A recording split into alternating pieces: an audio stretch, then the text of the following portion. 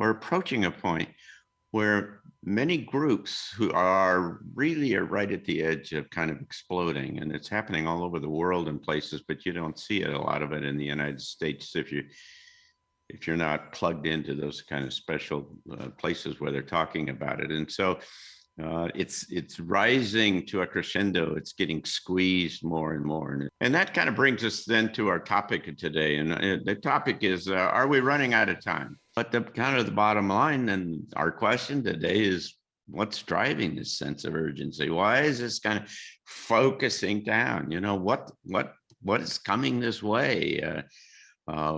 Is this something that we ought to have on our screens and be aware of?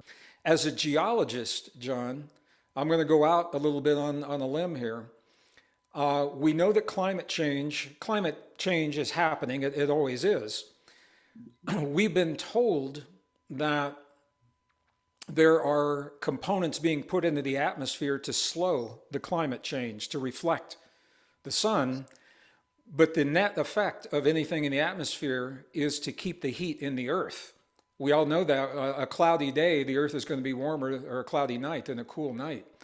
I think there's evidence the earth is being terraformed. And I think what we are seeing is that we are approaching an evolutionary turn. And so I think that this time has been anticipated. So yes, there's been a shift in trying to steer or take control of the turn. So when it shifts, there's a certain power play can maintain control of the shift. Because my feeling is that the shift is actually enhancing, coming inward, outward.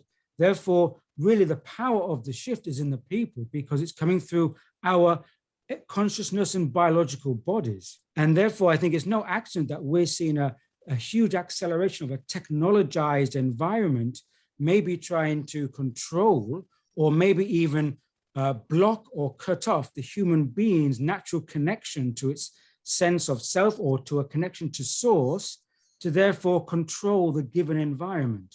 There's a natural inborn drive within humanity.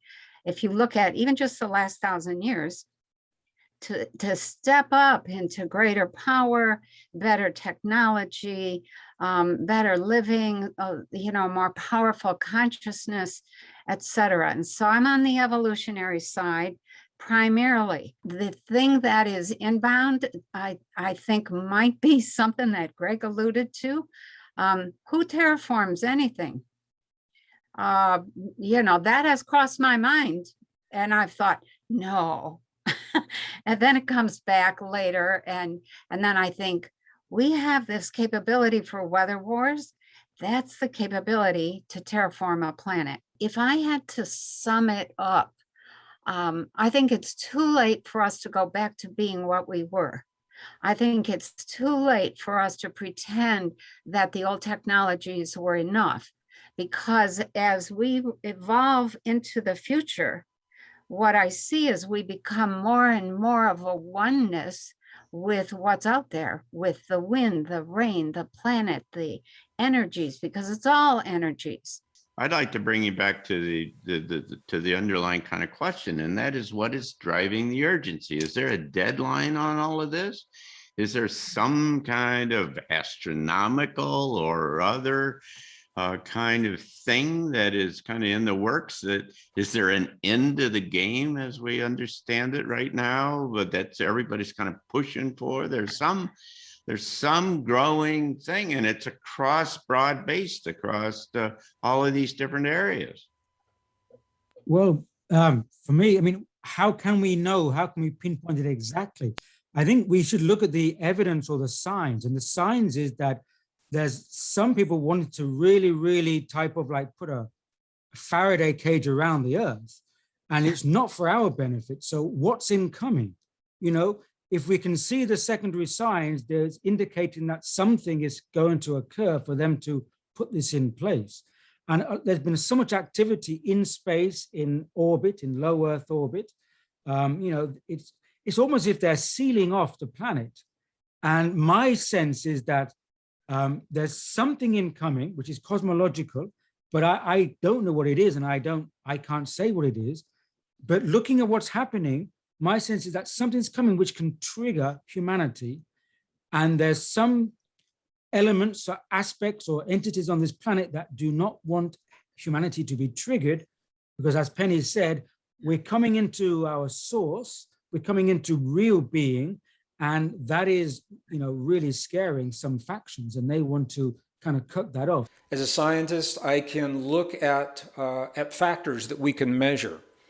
The magnetic fields of the Earth are at the lowest point that they've been in 2,000 years. That means that we are more aggressive, less willing to cooperate historically. We can always transcend that, but that's what that means. If the temperatures of the Earth, if we're trying to meet a goal of a temperature that is just the opposite of what we've been told, the 1.5 degrees increase would put us where we were at the beginning of this cycle. Interestingly, it also puts us to where we were when we arrived on this planet 200,000 years ago.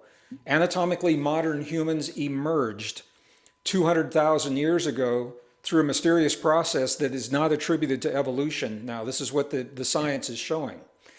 So this is what I'm looking at. The Mayan calendars, the Aztec traditions, the Incan traditions, all are pointing to this window of time. The World Economic Forum and the UN are working to break down alliances to move toward a homogeneous population with common religion, common economic system, all of these things. That's what I observe as a scientist. If I had to guess, my speculation is that we may be preparing the Earth for a visitation, for a revisit. Do you think that people are ready for a visitation? Do you see signs of that? The media has prepared, and they continue. They're still releasing new movies saying that whoever is incoming is our enemy. We're being prepared to think of a battle. And I don't know that it necessarily has to be that way, but that's the conditioning. That's the conditioning. And if that's the case, then we would ask for help. And that help is where we relinquish our power and our freedoms in exchange for feeling safe against something that maybe isn't even threatening to us. If there are going to be, let's say, an arrival, you would want the human race to be receptive to that, not only psychologically through the human conditioning, but through resonance to be receptive.